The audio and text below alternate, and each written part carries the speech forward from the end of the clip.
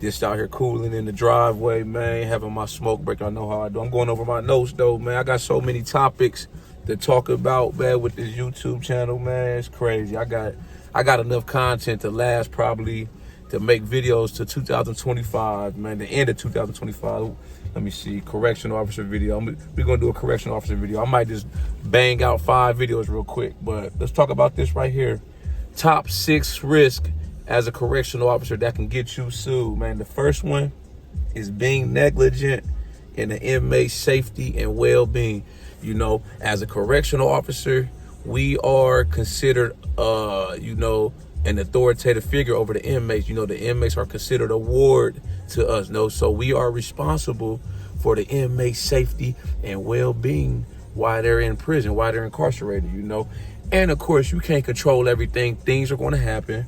Prison's going to be prison. There's going to be fights. There's going to be assaults. There's going to be stabbings. If an inmate's at a prison that he knows he shouldn't be at, and he has certain types of charges, like he's a child molester, he has a rape history charge or something like that. He told on somebody on the street and got a lot of people locked up. He was in the gang or the mafia, and he told on a lot of people. Those inmates, they can't be at certain prisons because they got people gunning for their head. They got the green light on them.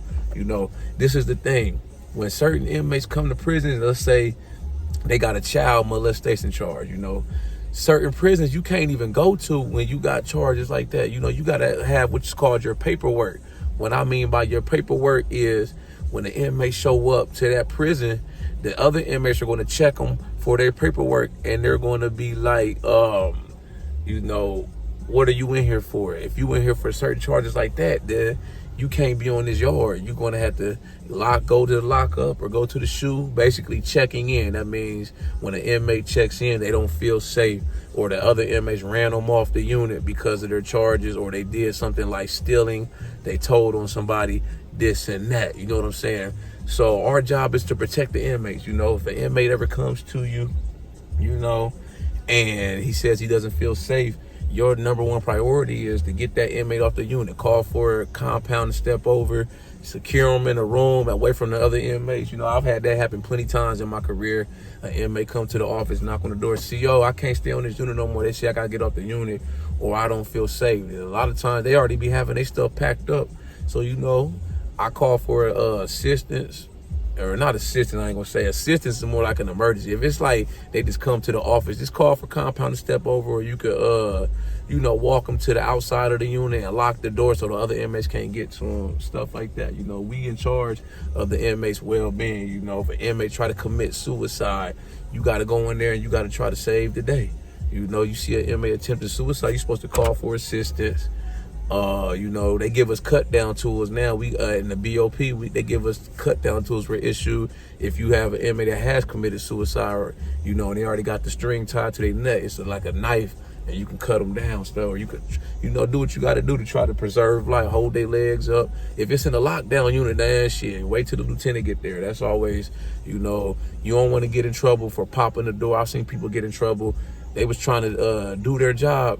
It was an inmate in there trying to harm themselves. It was a lockdown unit, but he wasn't in handcuffs. The thing with a lockdown unit is anytime you pop the door, the inmate has to be in handcuffs. One of my coworkers popped the door. He wasn't in handcuffs, but the inmate was I think he was trying to harm himself. He ended up getting in trouble, getting hemmed up, man. So, you just got to be mindful of that too. This the next thing, denying an inmate medical care. You think an inmate's faking. He just trying to get off the unit to go to medical, man, to have an excuse. You don't never want to take that approach, man, because you never know when an inmate's being for real, and he may actually be having a serious medical issue. So anytime an inmate come to me, they saying they having, especially when they saying they having chest pain, stuff like that, I always call medical, and I let medical make that call or determination whether the inmate's bluffing or whether it's legit. I didn't go to medical school. I'm not a nurse. I'm not a doctor, so I got to call them and let them either, send them up there, or they can come down to the unit, that way it takes the liability off of you. If an inmate says he's having chest pains and you didn't call medical, and, make that call and say he falls out, has a heart attack, the blame is on you. The liability is on you, so you don't never want to be in that predicament. This is the next thing. Not allowing an inmate to practice their religion. That's a big thing in corrections. The inmates, when it comes to the religion, their sexuality, they have laws in play, where it says an inmate, as long as it's within the policy and it doesn't jeopardize the safety and the secure running of the institution, they're free to practice their religion. We have like Native Americans, they smoke like the tobacco in the sweat lodge. They're allowed to have tobacco. Usually in a prison there's no tobacco. Tobacco is considered contraband. But in this case, when it comes to that, the Native Americans, they go to the chapel and they get the chaplain at the prison. He has the tobacco locked up. I don't know what it's called, but I know they be out there in the sweat lodge. They smoke tobacco. They're allowed to because it's their religion. The chaplain issues them the tobacco. They go out there and smoke it. They know the policy and procedure of what they're supposed to do, return it, this and that.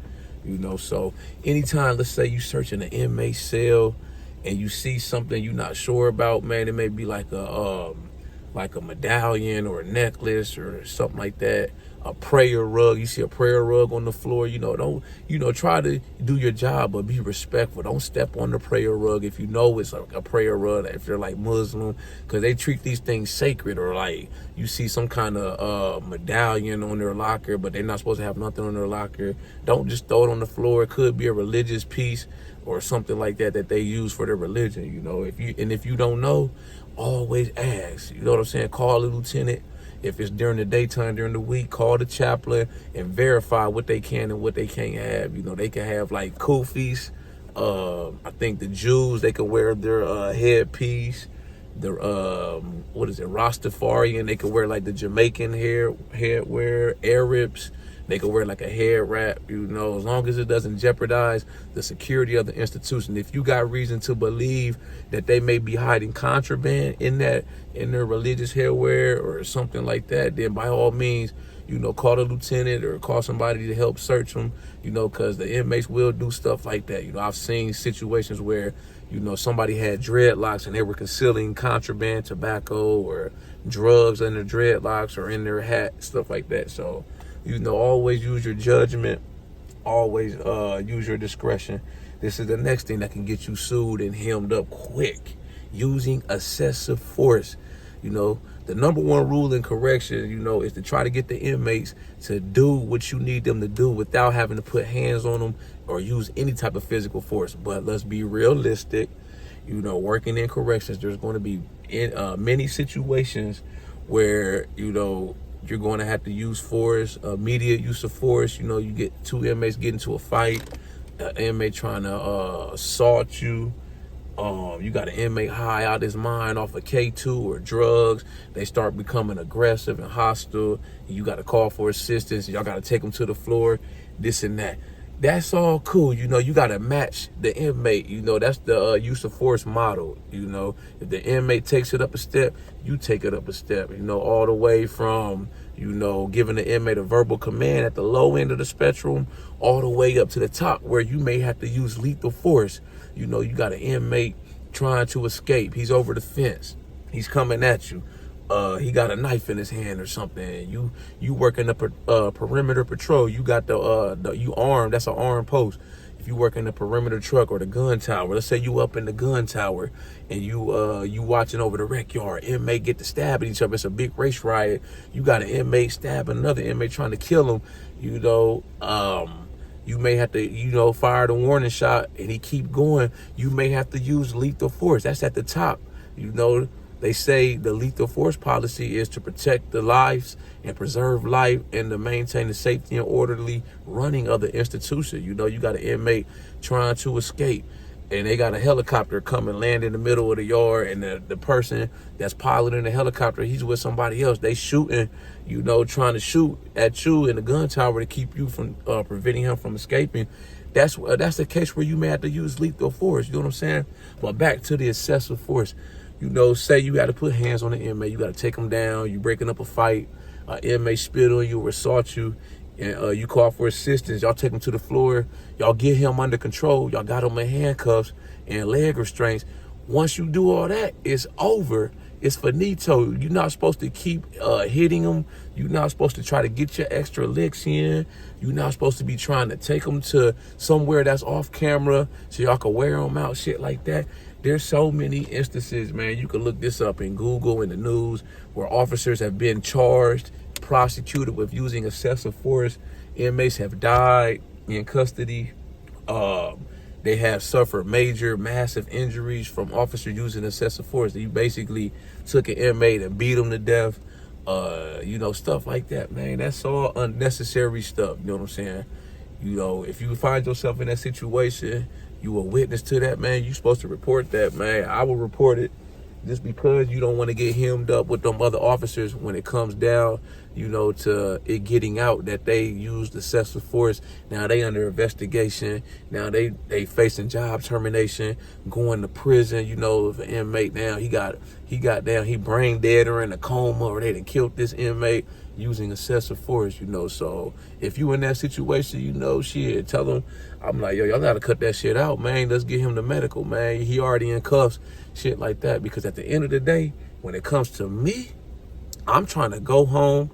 I'm trying to keep my job. I'm not trying to do no time in nobody's prison, for a crime. Only time I'm trying to do time in somebody's prison is if I'm going in there to work, So like I said, that excessive force, that's a big no-no in corrections, Even if, the inmate got off on you, he may have punched you in the face or spit on you, you got to try to keep your composure. I know sometimes stuff happens fast. An inmate may try to spit on you. He does spit on you, and you end up slapping him real quick. That was kind of like a reaction, and it kind of happened so quick.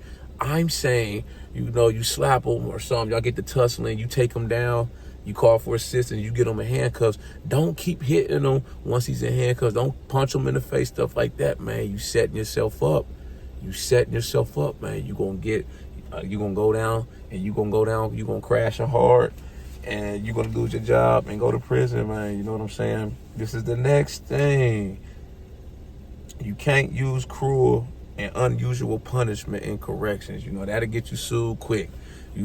Just because an inmate is out of control or y'all had some words, this and that, you can't just lock an inmate in their cell, don't give them access to, the basic things like food, being able to use the bathroom.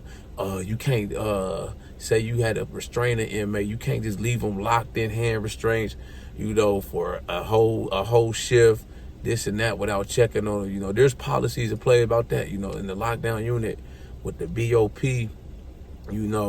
say we got to go in there and extract the inmate from a cell. We got to suit up and put together a team. We put him in handcuffs, but he's still fighting us, so we put him in the restraint chair. There's policies where the lieutenant has to check on him like every maybe 2 to 4 hours, to make sure. The nurse has to check on him to make sure he has circulation in his wrist if he's in restraint handcuffs. After a whole shift, the captain has to come down there. Then I think 24 hours, the warden has to check in, something like that, So all in all, like I said, you can't use a cruel and unusual punishment. You can't deny an inmate food. You can't, like I said, if their cell doesn't have a bathroom in there, you can't just lock them in there for hours on end without them being able to use the bathroom.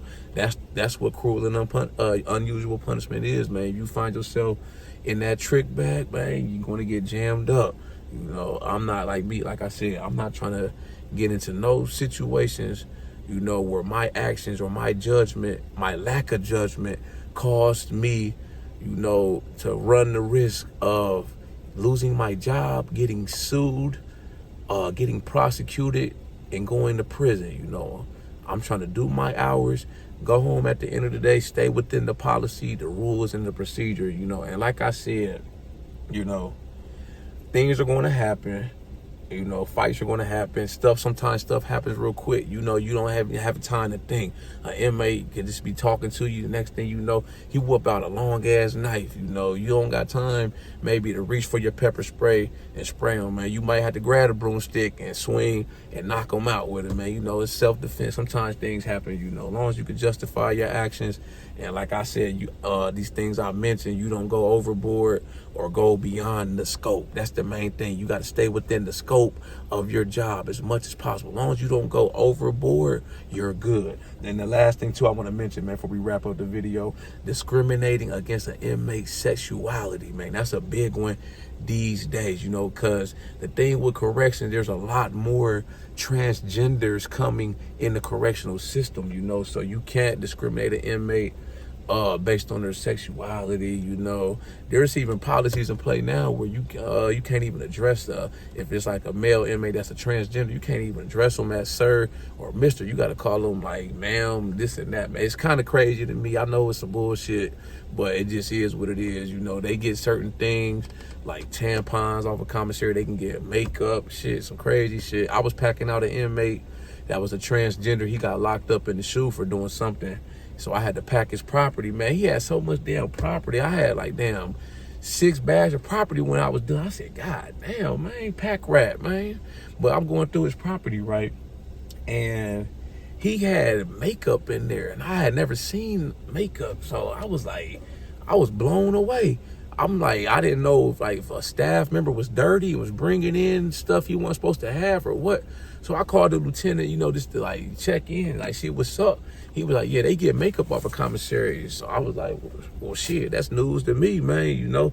So just know, like, what the inmates can and can't have, you know, when it comes to that. Like I said, the religious stuff, they may be allowed to wear like a religious medallion, certain headwear. They may be allowed to pray at certain times. You know, you don't want to run into those risks of denying them their basic rights or what the law says they can have, and you'll do good. Y'all like this video, make sure you subscribe to my channel at The Ghetto Bodybuilder. Follow me on Instagram, TikTok at The Ghetto Bodybuilder. I got the merchandise for sale. Shop with me on my website, www.theghettobodybuilder.com. Y'all got any comments, questions, any topics or ideas y'all want me to discuss in future videos? Drop a comment and I'll be sure to get back with you as soon as I can. Y'all know how we coming. Let's get motivated.